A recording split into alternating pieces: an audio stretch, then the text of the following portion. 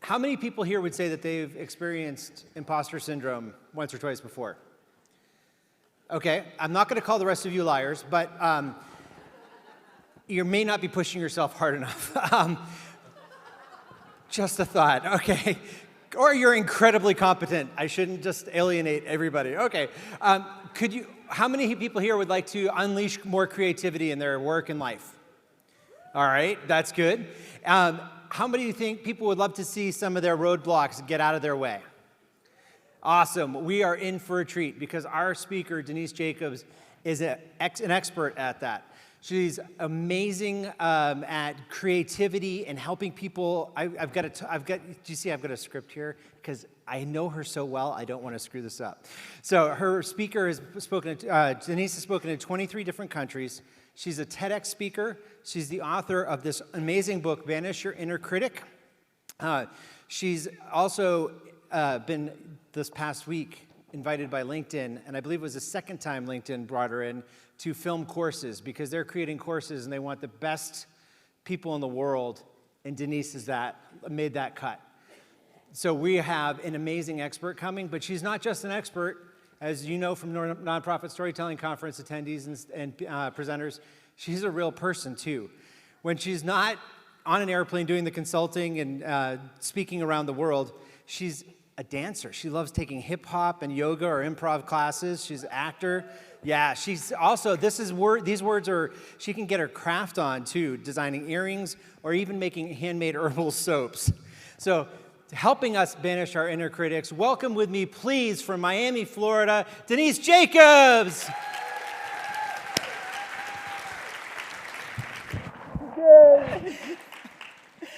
See, Ian, awkward, hug, high five, what? Good morning. Good afternoon, everybody. And I want to thank, actually, Concord Leadership Group for inviting me for helping me to be here to what I would call a conference, but is really more like a family reunion. And so I'm excited that I got to I get to fix myself a plate, have some barbecue, hang out with everybody, tell stories around the campfire, have s'mores.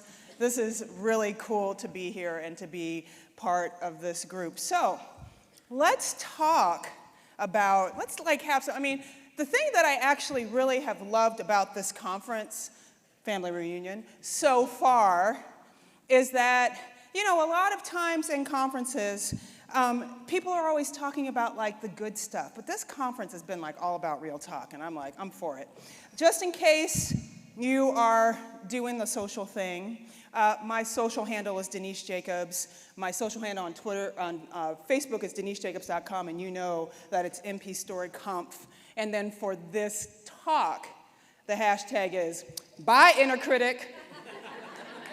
So we're gonna get rid of it. So let's talk about what blocks us, okay? Because we've had a whole lot of talk about, Ian was talking about yesterday about, showing up authentically and telling the stories, the real internal stories that actually help you connect with donors better. You were talking about that, weren't you, Ian? Maybe a little bit. And then this morning I saw the talk on vulnerability just slayed me. How many of you guys were totally oh my God, I totally need to do that. That needs to be my life now. Yeah, because it was awesome and I loved that talk. And so there's been a lot of really great stuff. And like I was saying, most of the time you come to conferences, it's about the success stories and what we did well and what worked and everything is great and it's wonderful, but we're going to have, and that's what's been going on here the whole time, is we're going to continue this, have some real talk about the struggles, the things that are the blocks that you come up against. And so when I'm talking about these blocks, what do you think it is that really blocks us? What blocks us? Our ability to come up with ideas, our ability to really express ourselves, to tell the stories that we need to get the donors on board. I mean, is it your directors? Is it your board? She's like, yes. Yes? No? Oh, tell me. Girl, she's like, I got an answer. Girl, bring it. I was going to say fear and ego. Yeah, okay, she yes. I was going to go into a whole thing. Directors, a board that isn't on board, like not telling the right stories, but it's fears and egos. It's internal. It's not external, right? It's totally up in here. And then you have these thoughts of like, can I do what it takes? Do I have what it takes to learn how to tell new stories? Do I have what it takes to actually increase the amount of money that we're making every year? Like Jen was saying this morning, your prize for the pie contest is more pie. Right? Like, but do I have what it takes to win more pie? Because that's the goal, right? And because of all of that, that comes from, again, not external factors, but internal factors, right? That comes from the inner critic. And our inner critic is brutal. It's this internal entity that shows up that tries to protect us from future hurt. And the problem is that sometimes it does its job a bit too well. And the inner critic shows up differently for different people. So for you, it may be like this little, kind of little nagging voice over your head that just chirps in and just says, that's not a really good idea. You shouldn't do that. They're not going to go for that, right? Just this little tiny chirping voice. It also can show up as a judgy committee, right? And people are like, oh no, my inner critic is like a panel. Right, and they just all say, oh, no, absolutely not. I can't even believe that she tried to do that. Yeah, well, you know what, that one time when she came up with that one, and it was a horrible, I know. Right, and they're talking about you in front of you. You're like, I'm still here, guys. I'm here. I'm right here. I'm still here. When we have a chirping voice over your shoulder or a judgy committee, or even if it's just this kind of nagging voice of self-doubt that comes up whenever you're trying to do your most impressive work, whenever you're trying to bust out and do something different and kind of, break out of your comfort zone. How can we show up in our power? How can we do the work and have the impact that we want in the world? How can we actually change people's lives in a significant way? I'm about to get emotional. Sorry. How can we do that? Well, the short answer is we can't, right? But imagine, just for a moment, imagine what you would be able to do without that nagging voice of self-doubt, the chirping or the committee.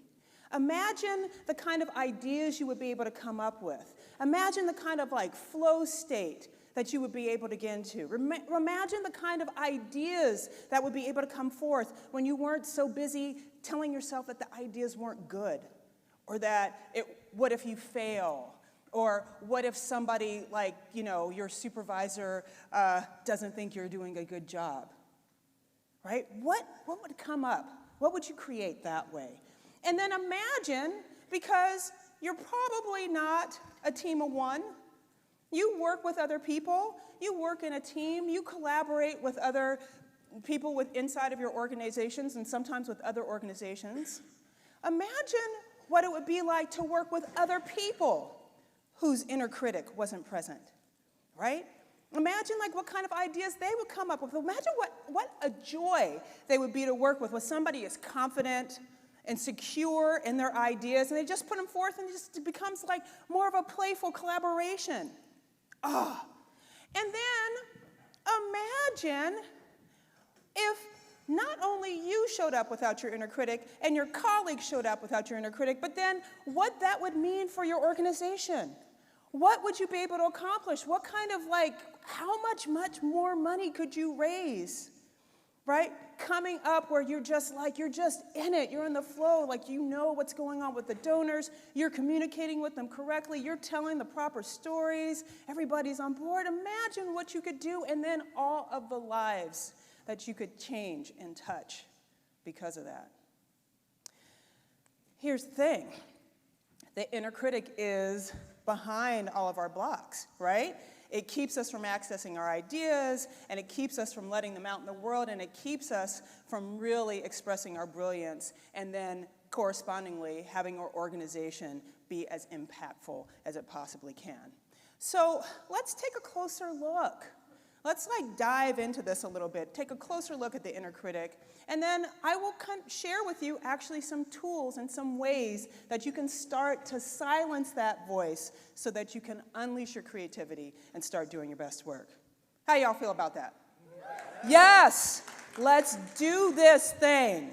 So, let's meet the inner critic. Now, as you all know, fundraising's hard. As a matter of fact, I love this picture. I love how the first woman's yeah, let's some of the donors yeah, I'm totally on board with this. And then there's that one at the end who's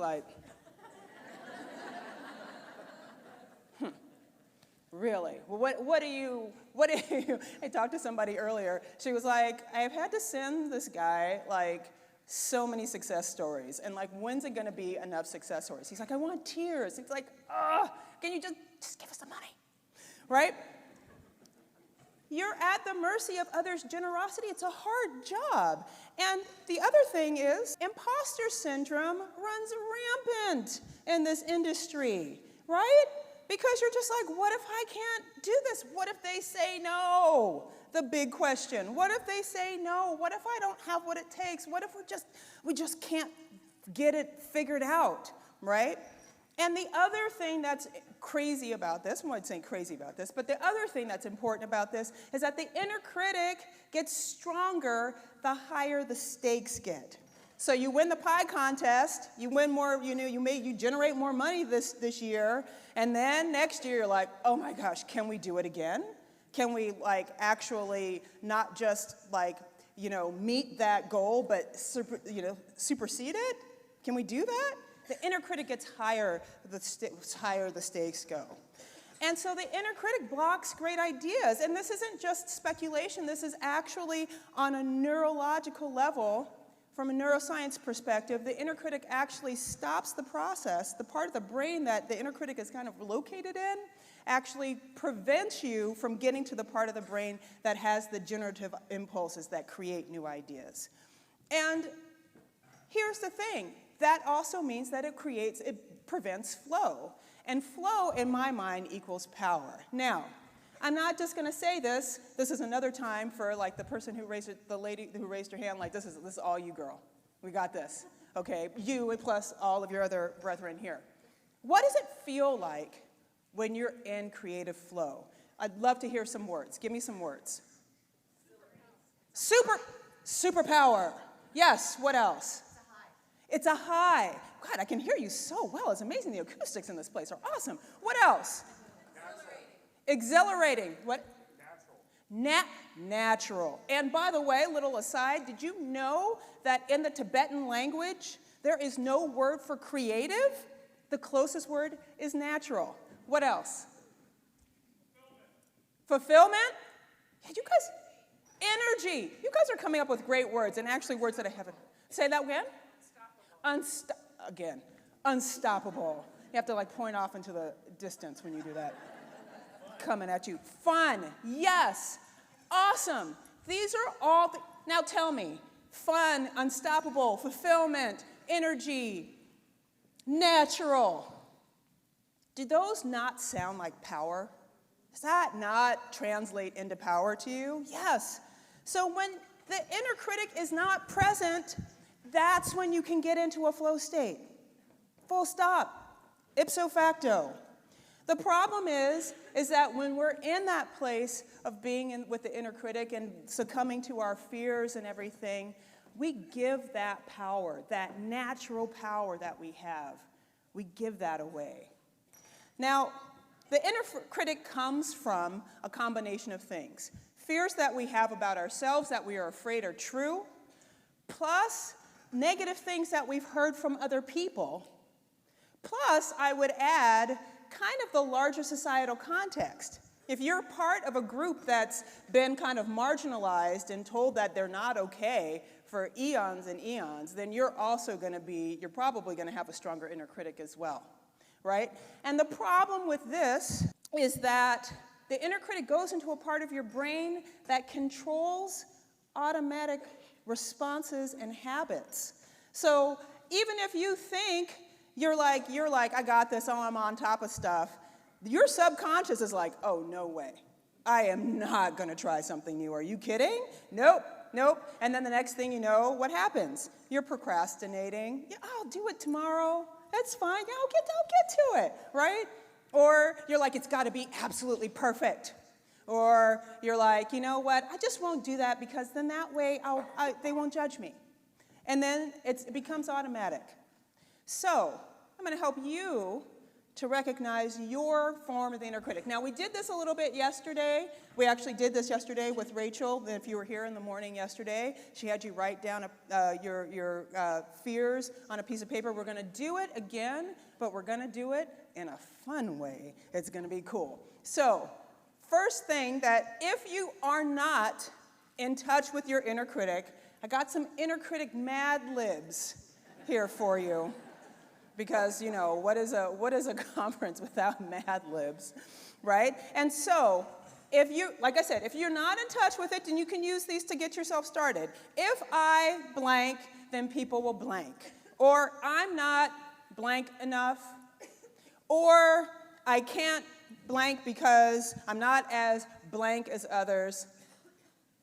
Any of one of these you can use.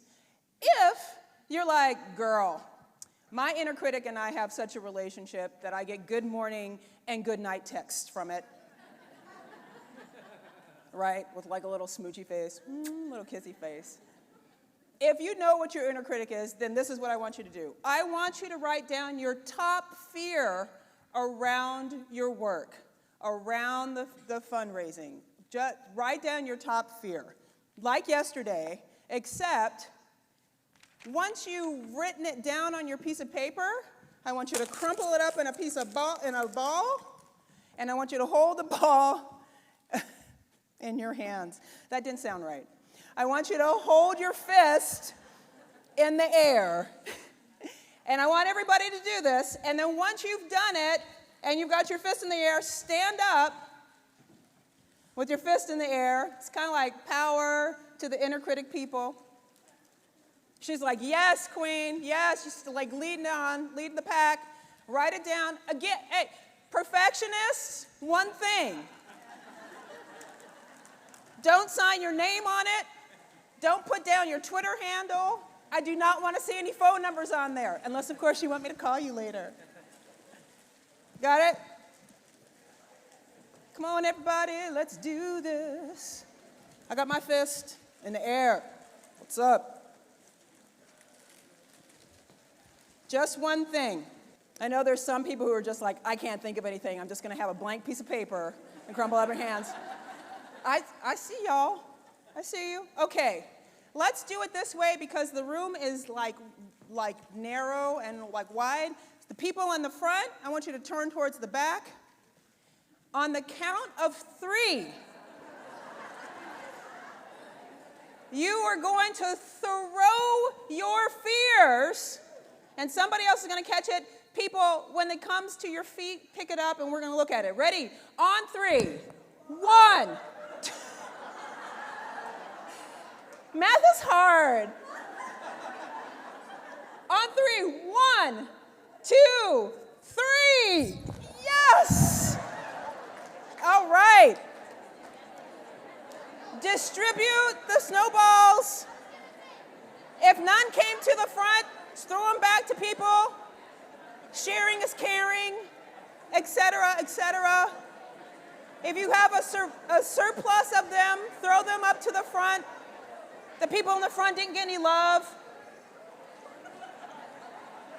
Give the people in front some love. Give the people in the way back some love. All right. What you got? Ian's on it. I want to hear who has a good juicy one to share. Yes, ma'am, right here. Someone else's work will always be better. Someone else's work will always be better. Comparisons. What else? Yes. Wait, here he comes. And then the one over on the side. Yeah. This one's brutal. If I fail, people will suffer. Oh, that one got me right there. Seriously. I'm not brave and motivated enough to succeed. I'm not brave and motivated enough? Yeah. What do we got over here? I don't work hard enough, think I'm lazy. worthy. Oh, I want to give that person a hug. Somebody come up afterwards and I'll just give you a hug. We don't have to even like have an exchange about it. Yeah. Once my colleagues finally stop questioning my ideas, I won't be able to fulfill my promises. Woo! Yes. One more. If I don't have a degree, then people will not think I'm smart enough. Yes. Yes. Hit If me. I don't raise the money I need, my colleagues will think I do not know what I'm doing. Imposter syndrome for that one. Rampant. not- See? One last one. Okay, two more. I'm not enough, but I'm an authority to do my job effectively. I am the kid you don't listen to. Yes, last one. So I didn't write something like this, but I feel like I could have. This is totally me too. I'm not a good writer. My ideas are stupid. I'm not creative enough. So, you got this actually, again, I'm getting emotional. But can you see, and Rachel said this yesterday morning, can you see how your fears are everybody else's fears? Right? Like, so many of those you probably, like you just said, I could have written this myself. Like, even if it wasn't what you wrote, you're like, yep, that's one of them. That wasn't the top one, but that's in the top 5, right? So, here's the good news. Don't despair.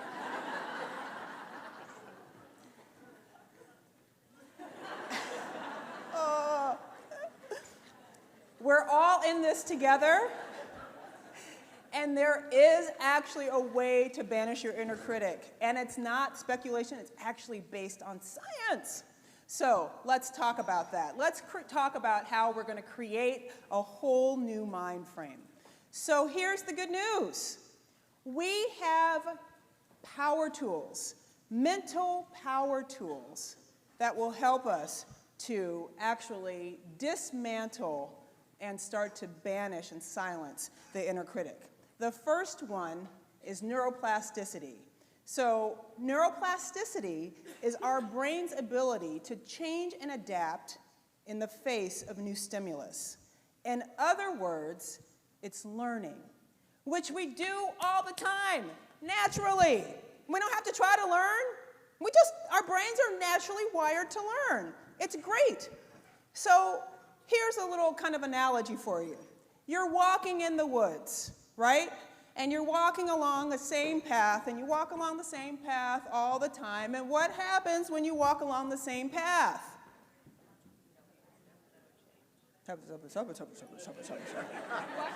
Exactly.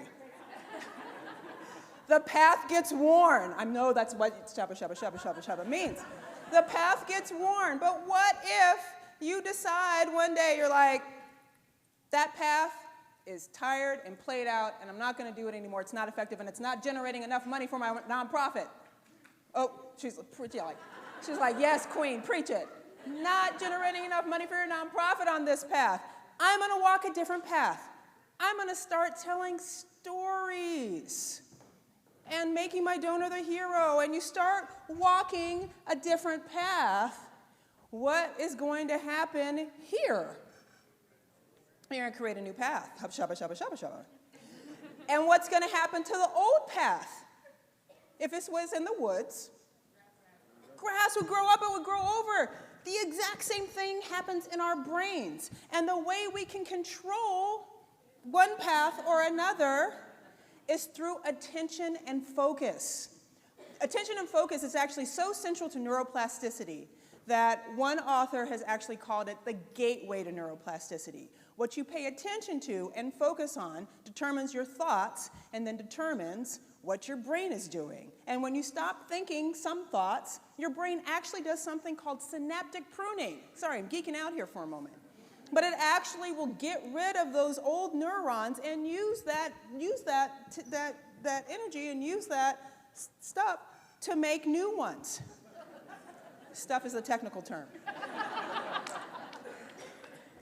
The other thing that helps contribute to this is mindfulness. So mindfulness is kind of our ability to recognize when we're thinking something. It's almost like we're standing outside of ourselves And we can actually recognize the thoughts and see them when we go by and be impartial to them.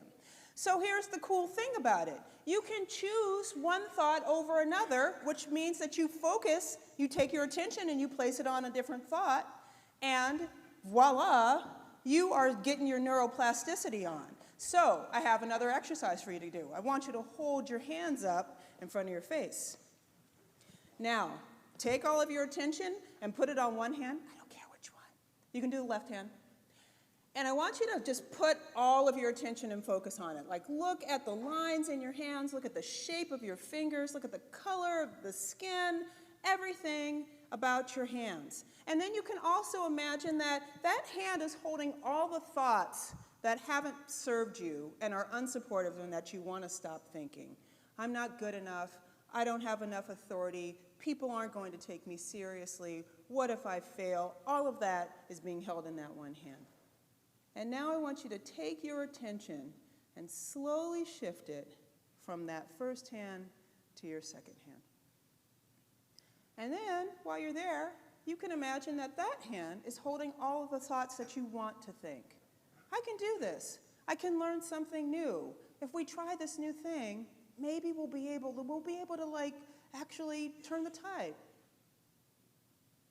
I have a question for you. Is the first hand still there? Do you care about it now that you're so focused on your second hand? Haha. She's like, no. That's what we can do with our thoughts, you all. We can actually have that deliberate, that intentionality, and actually be like, just choose. And you can always use it. If you find yourself getting into a place where you're starting to think you're going down that old path, you can put your hands up and you just, okay, and just shift your focus and just so that you can start to train your brain of how easy it is to actually shift from one way of thinking to another. Last power tool for you, and then we're going to get into some like meaty bits here, is self-compassion. Now, self-compassion, a lot of times, now we talked about vulnerability this morning. I feel like I'm amongst my friends. Self-compassion oftentimes is like dismissed as being this very like woo-woo, soft skill type of thing. But I know that y'all are like, oh, she said self-compassion, I'm down with this. Tell me everything. So self-compassion has actually been strongly correlated with achieving mastery in your field and with optimal performance. Also, when you start to amp up your levels of self-compassion, you start to have higher standards for yourself, you start to work harder through enhanced motivation, you start to take more responsibility for your actions, and you start to have more grit.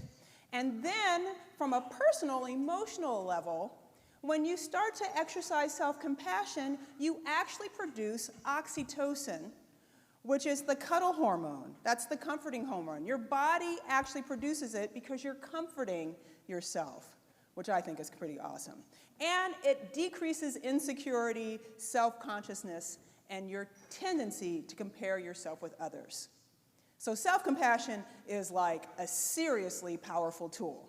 So if you're like, that's great, not quite sure how to tap into self-compassion when I want it, I'm going to give you a little tool for it, and that's what I call the self-compassion template. So just take a moment and imagine that a really dear friend, somebody that you care about tremendously, comes to you and says, look, I'm having a really hard time.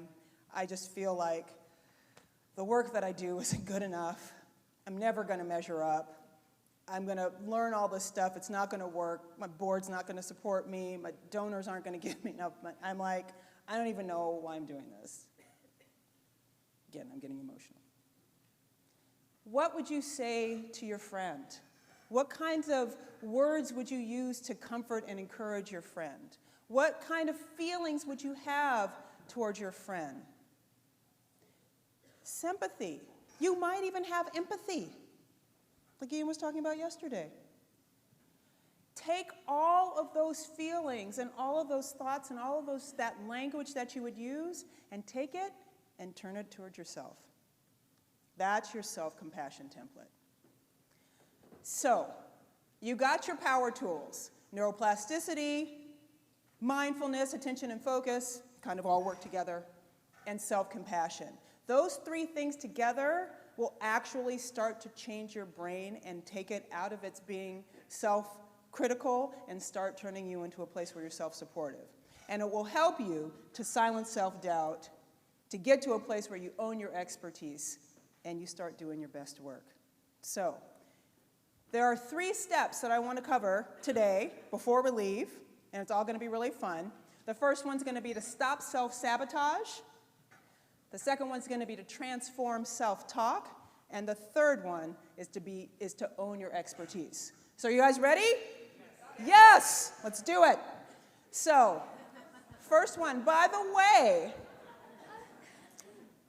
this is a real snowball that I got from another thing. This is like everything you see, like these are real things that other people just like you have shared. So, I want to tell y'all a little story. Can you see which one I am? I'm the one in the back. That's me at the age of 14 on my basketball team in 8th grade. When I was 14, I was 5'11". I'm 6'1" now. I was 5'11" when I was 14. And I played basketball, as one does when you're a 5'11" girl. What can you do? Now, here's the thing. I loved practice. Like, I loved practice. I loved going. I loved building the skills and everything. But when it came to the games were another story altogether. So I would do all the things. I would go. I'd be warming up. I'd go and do my layups and everything. And then we'd have the little team huddle when we get there. And we'd 1, 2, 3, Bulldogs. And then I would hide. I'd get there on the bench, and I was strategic about it. Look, y'all. Look. Real, actual picture of me on the bench with my legs crossed.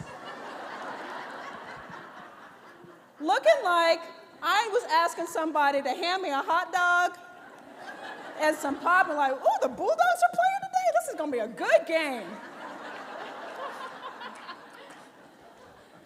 I was strategic. I didn't sit on the end. That's too easy to see me.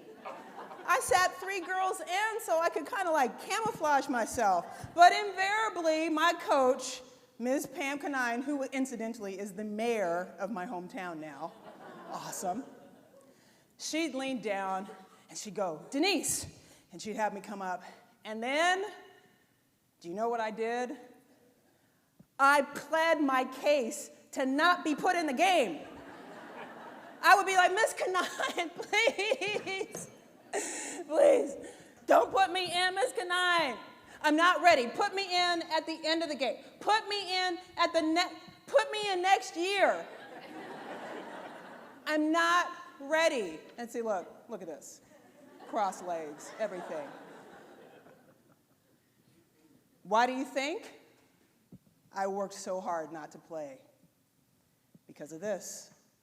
Because I was convinced that I wasn't the player everybody was expecting. I look like LeBron James's little sister. Even though he's actually technically like 20 years younger than me.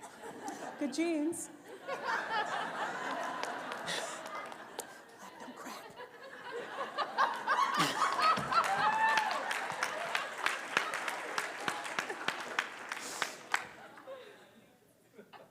But the expectation, if you had a child who was playing on a team, and the 14-year-old equivalent of me came out on the floor, you'd be like, oh my God, my daughter's gonna die, right?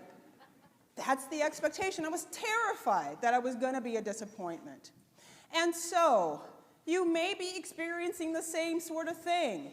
You've got big shoes to fill. You've got this organization that you're trying to get to be successful and to have impact and everything. And then you may be thinking to yourself, why me?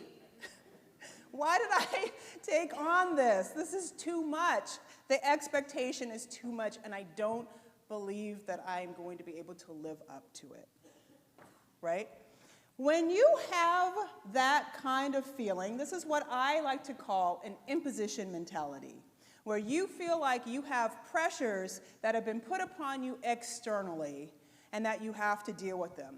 And there's a book called The Now Habit by Neil Fiore. And he says that when you have this kind of language that you're using, I have to do this, I'm going to be a disappointment, I kept thinking, I should be a good basketball player. I really ought to be a good basketball player. I wish I were a stronger basketball player. When you have those kinds of feelings, but have it be about what you're doing for work, you have these kind of imagesness of powerlessness and passivity, and it's created by negative self-talk. Now, here's the thing. It's all about word choice. We can change this. Here's the first kind of tip for you. We can change this through word choice. And you can actually do this because your brain is like a supercomputer, and your negative self-talk is what it will run unless you replace it with something else. So my recommendation, make good choices, and to say this, not that. So whenever you're feeling I have to, you can swap that out with I choose to or I get to. When you're thinking I ought to, you can swap that out with I want to. When you're thinking I should, you will say I will or I decide. And finally, if you're thinking I really must do this thing, you can change it to when can I do this thing? When can I actually step up and start to change how we reach out to donors and just change things up and see what happens? So that's a good thing. Another thing that came up yesterday was this morning with Jen and Steven's thing, where somebody wrote down the stories. We were talking about the stories that we tell ourselves. And somebody said this morning and said, the story that I'm telling myself is that, or actually it was yesterday morning, is that I might fail. And then this morning, one of the ones was, and I heard this, I was like, oh, it got me. My supervisor's approval of my work is an indication of my success. And then I took that and I translated that into, if I don't succeed, if I'm not approved by my supervisor, then I'm a failure. And so I want to talk about failure and how to reframe failure. There's a great exercise that I recommend. I was going to do it today, but I want to make sure we get to do all the things that I want to do. So this one, I'll give it to you as a tool. It's something called 1 Failure, 5 Positives. So think about something that you considered a failure. And it might have even been like a campaign that you did, and you're like, well, we did not get the numbers that we wanted on this. Take that thing that was a failure and try to think of 5 things that were positive that came out of it. So it could be the campaign was a failure, but now you know that you need to switch tactics. Now you have a better idea of what the donors are looking for. Now you have more that you can work with. Now you know that, now you have an excuse to come to the nonprofit storytelling conference, right? There are positive things that can come out of what is considered failure. The other thing that I want you to think about is realizing when you awfulize.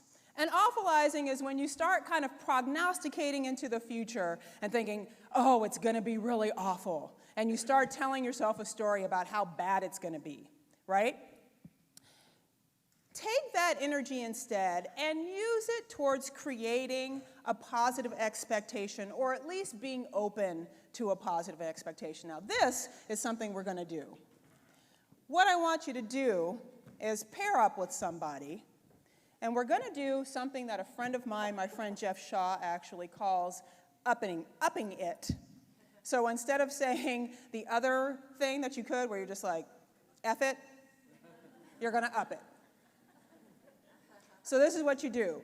Somebody will say something to you like you can say, we're going to try this new process. And then you can say, and if you're the person who's the partner, you say, yes, and when you do this, it may do this. And then the person goes, yeah, and when it might do this other thing. And so you keep upping it until you basically can't go any further, or you're just laughing.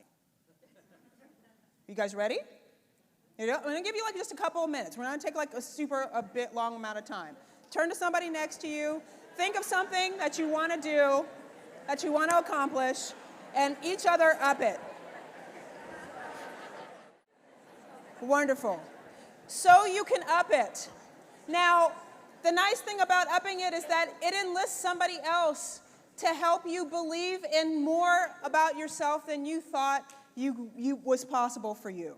And in my own case, back in my basketball days, that's exactly what happened. I had coaches that helped me see what was possible. I stopped telling myself these horrible stories and awfulizing. I stepped in to my natural athletic prowess, and I became a really strong basketball player. So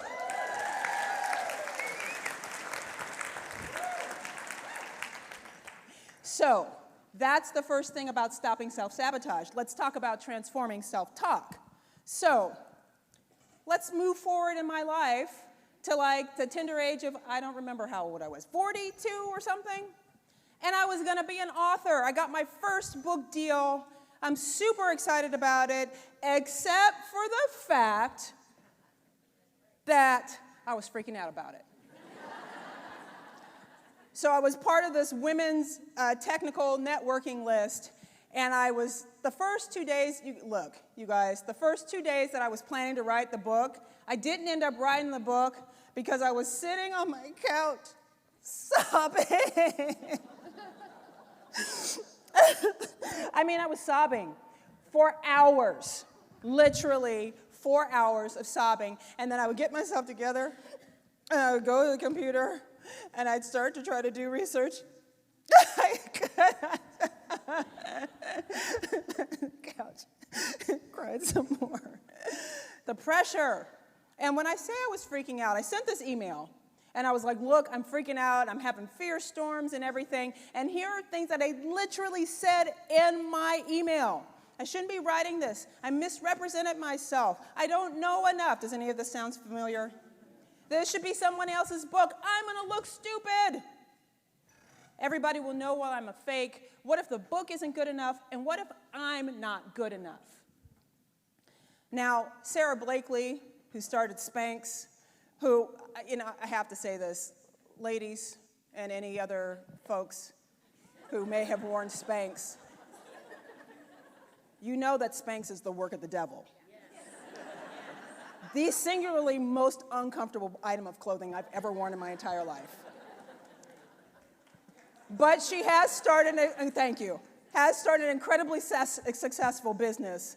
And so for that, she gets major props. And she says that negative self-talk is the #1 barrier to success. She's not lying. It's true. Now, when your self-talk is going nutso, like mine was, it means that your self-talk is just gone off the rails. It's gone awry. It's gone rogue. And everybody, like self-talk is actually kind of how we kind of have an idea of who we are in the world, right? And how we make sense of ourselves. Self-talk is really important. So when it goes off the rails like that, what we need to do is we need to give ourselves a self-talk reboot. Now, there's a really cool tool that has actually been proven through studies, through a guy who's done studies at the University of Michigan. His name is Ethan Kost. And what he says is that when you, LeBron James, there you go. My cousin. What's up, cousin? He's from Ohio, too. One of the things that you need to do to change your self-talk, a really powerful tool, is something called self-distancing. And that's when you talk to yourself in the third person.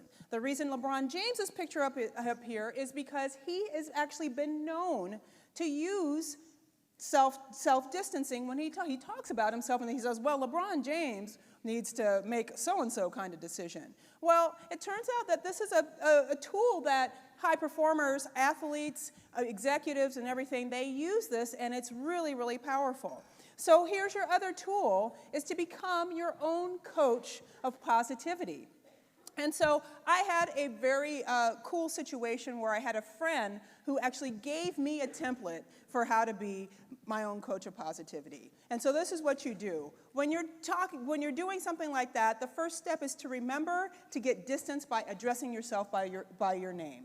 So if you're like, trying to come up with a new campaign, you could be like, I'm going to use you, Ian, because you're like right here in front of me. You could be like, Ian, this is how you would talk to yourself. You'd be like, Ian, it is okay to try this new fundraising technique, right? And then you would remember to soothe yourself by telling yourself a truth about the situation. And so you would say, this new fundraising technique, you know, when we started doing the thing about being honest and open and sharing our stories with the organization, that really worked. So this new technique will probably work as well. And then the last one, you remember to use the power of affirmations. Affirmations are actually effective in certain situations because they help you expand your idea of what's possible for yourself. So you can say, Ian, you have run several very successful nonprofits. This is no different, and you're going to do a great job. Right? And that is the template that you would use to be your own coach of positivity. And by the way, this is actually in the action guide, so you'll have that. Next thing, feeling like an imposter. Somebody said that earlier today. So imposter syndrome is when you don't internalize your successes and you feel like the things that you've gotten have been like just a stroke of luck. I knew a guy who knew a woman who got me this position as executive director. I don't know what the heck I'm doing, right? Everybody's like, oh my God, get out of my head. Sorry, we'll talk later, right? And they're convinced that people who have imposter syndrome are convinced that they don't deserve the success that they have achieved. And then other things that come from it are having like a different set of rules for yourself than you have from other people. Beating yourself up over stuff that's happened years ago, right? Like being just really super hard on yourself. The problem with imposter syndrome is that we don't see ourselves clearly. As a matter of fact, imposter syndrome is really prevalent amongst successful women. Really prevalent. And I would argue, probably amongst nonprofit fundraisers as well. The great thing, good news, is that imposter syndrome has a paradox built into it. Do you want to know what it is? Yep. You cannot have imposter syndrome unless you're competent and skilled.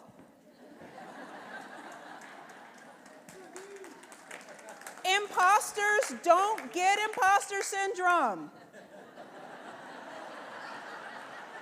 There's so much I could say with that, but I'm not going to. I'm going to let that right there. So take this, get it, put as I think I'm going to make posters out of it, honestly, seriously, because this is true. Put it somewhere where you need to like reread it as many times as you need to. Imposters don't get imposter syndrome. So here's another thing I'd like you to do.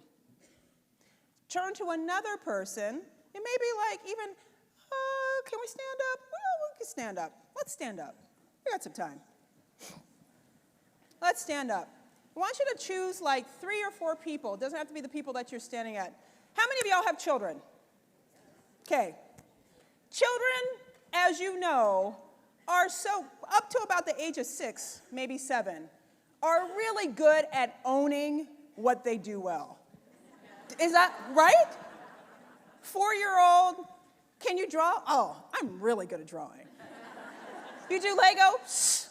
Girl, I was there when Lego was invented. This Lego castle is the business. It's got like 2 blocks together. Right? I want you to channel your inner 4 or 5 or 6-year-old. Think about what it is that you're good at. Like you genuinely, I am good at this. And I want you to go up to another person, tell them your name, put out your hand. Thank you. Hi, I'm Denise, and I'm really good at speaking. What's your name? I'm Anne. What are you good at? Being calm under pressure. Awesome. Owning it. Owning it.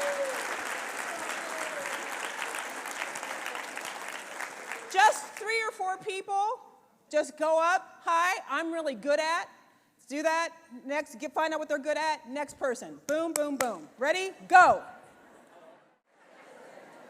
Doesn't it feel good to kind of take ownership? Yeah, and to sit in your power? So, nice thing is that in my case, with my book, I did that. I got over it. I put on my good big girl pants. Thank you. And I wrote a book, and it started this whole cascade and chain of wonderful things, and actually is part of the reason why I'm standing in front of you today. Last thing, own your expertise. So that was kind of like a little teaser for owning your expertise, but we're going to do a couple more things. Now, I loved the talk this morning about Jen and Stephen being like Brene Brown fans, because I got a Brene Brown story for y'all. So, this May, earlier this year, I had talked to a conference in Bucharest, Romania. And they had this conference coming up. They were like, we've got it all booked up for this year, for 2019, but we'll put you on the roster for 2020. I was like, awesome. They were like, we're thinking about trying to get Michelle Obama to speak. And I was like, oh my God, I'm going to show this. But I looked at the roster this year and I was like, oh man, but like, what? Grant Cardone and Robert Cialdini and Guy Kawasaki and Brene Brown, really? I was like, I would have loved to have been on the stage with those folks. The conference is on a Friday. Friday, May 9th, I believe it was. On Tuesday at 12:30 a.m., I get a phone call from the organizer, and he says, Denise, we have a situation. Brene Brown had to cancel. She had a family medical emergency. You're the first person we thought of. Can you fill in for her?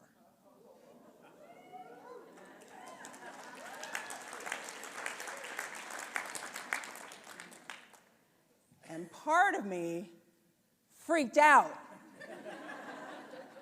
Part of me was like, can I measure up to Brene? Look, I want somebody, hashtag goals. I want somebody to be like, we love Denise Jacobs, and here's a Denise Jacobs quote, like at a conference. Like we based it on Denise Jacobs, and here's a quote from Banish, Inner Critic, and I loved it. I would love for that to happen. Right? Can I measure up to somebody like that? So I was caught up in this little comparison cycle. I didn't really have a lot of time to do it, but it was there. Here's the thing, if you're in comparisons and you're worried about whether you measure up to other people, trying to win the game of being a fundraiser for sick puppies with babies on the moon, remember that you cannot compare your insides with somebody's outsides. You can't win the cause, your cause is more compelling than my cause game. You can't. So just give it up. You cannot compare yourself with others. Here's the tip.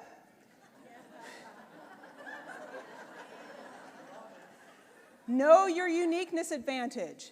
Know what the thing is that makes you unique and the thing that you have, that your organization has, that no other organization has. The population that you're serving and the way that no other organization can serve that population.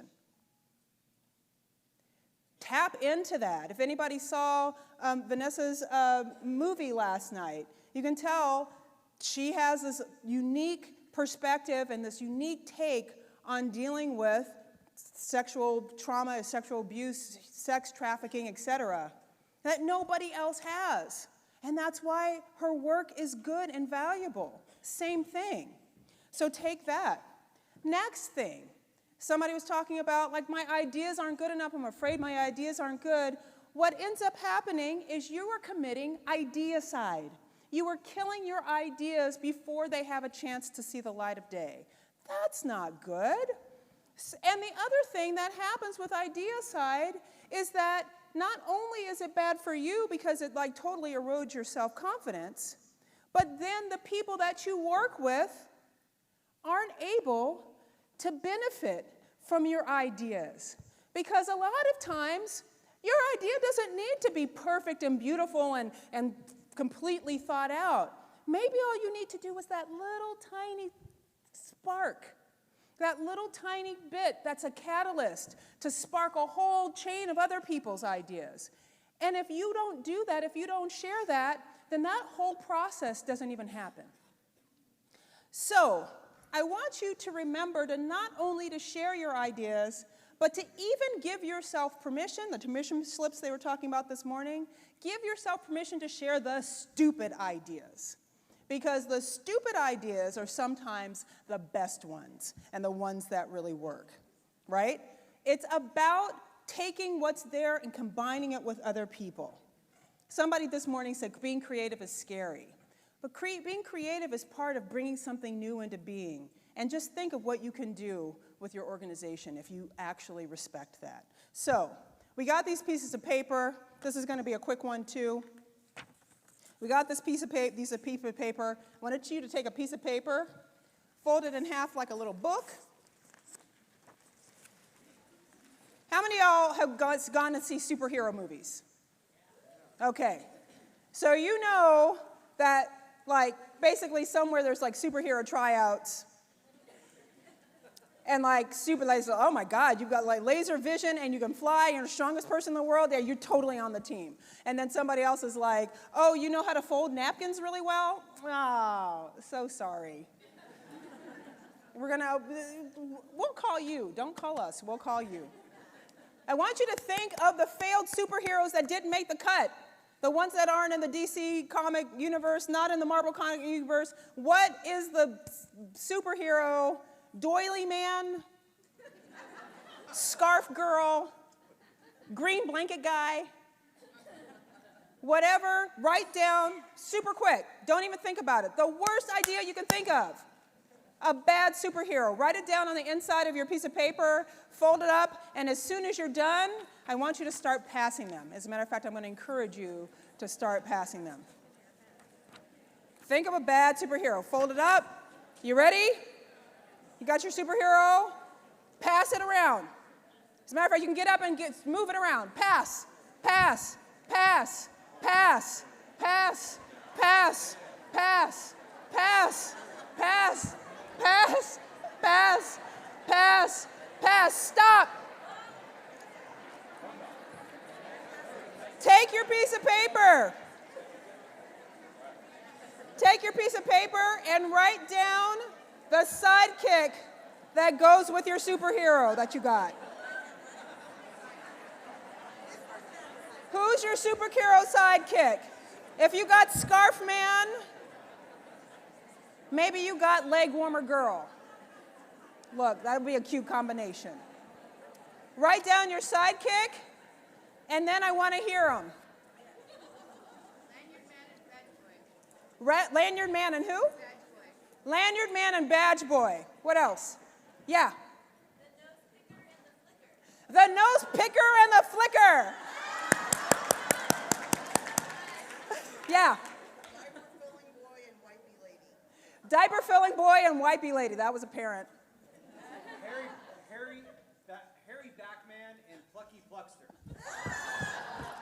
That's awesome. One more.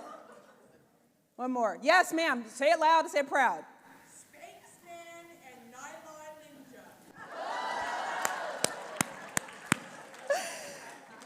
So can you see how you started off with something that was supposed to be bad, and you can take it and you can expand it into something that's great and delightful? Think about that when you're coming up with your stories. Think about that when you're coming up with your ideas. Play with them and have fun. We don't have to adult so hard, right? We can have fun. Now, back to Brene Brown. I got on a plane Wednesday evening. I got to Bucharest, Romania at 12:30 a.m. Friday morning. I got to the hotel at 1:30 a.m. I got to the venue at noon. I was on the stage at 1 p.m. And I owned that thing.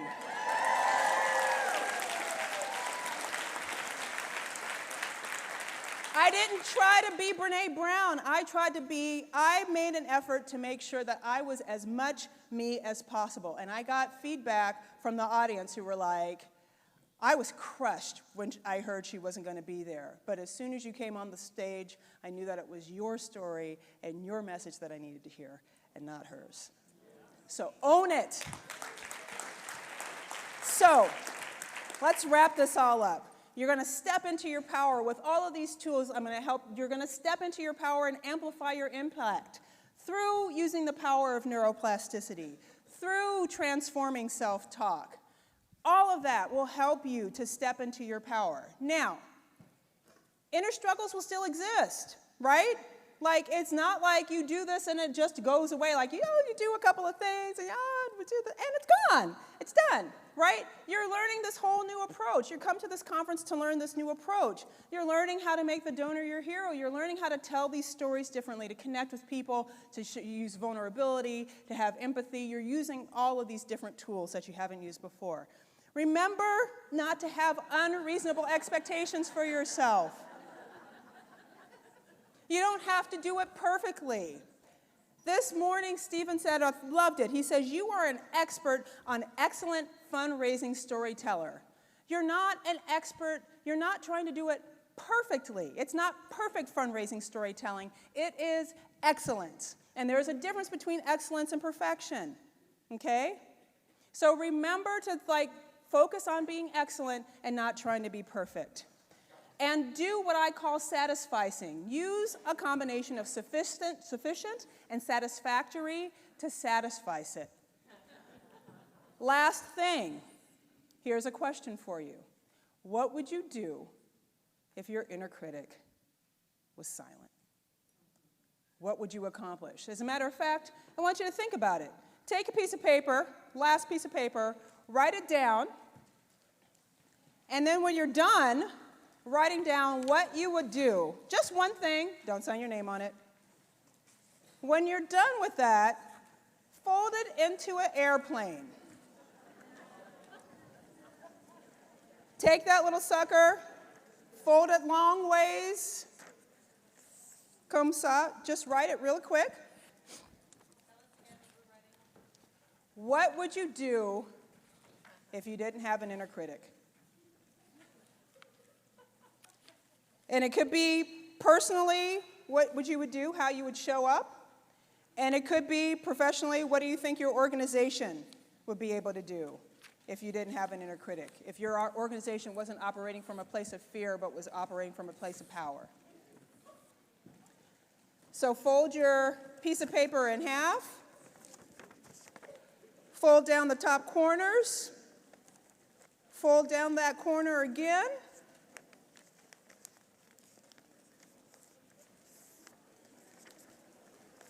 And if you're like, I don't know how to do a paper airplane, just fake it. Fold down that corner again.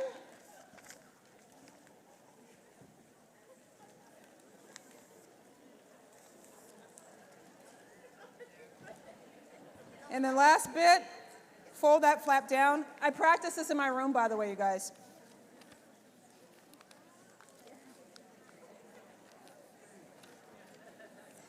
And voila, we have an airplane. If you got your airplane, stand up. Stand up and hold it proud. All right, are you guys ready? We are going to support each other. You're going to launch your aspirations, and somebody's going to catch it. And you know that your aspirations are being caught and you're being supportive in this wonderful, wonderful group. You ready? 1, 2, 3. Woo!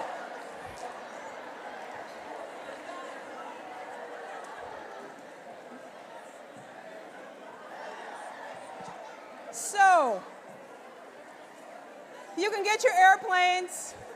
While you're getting your airplanes, I want you to consider this last little bit. You may not have thought that banishing your inner critic was possible, but it is. Now you have a toolkit, you have an expanded toolbox, and you have permission to change your own process. And with that, you can make magic.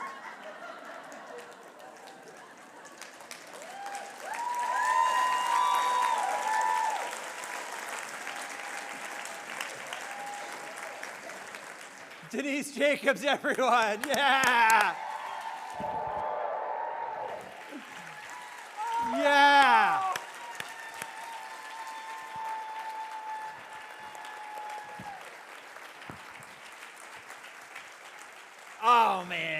so glad. Yay.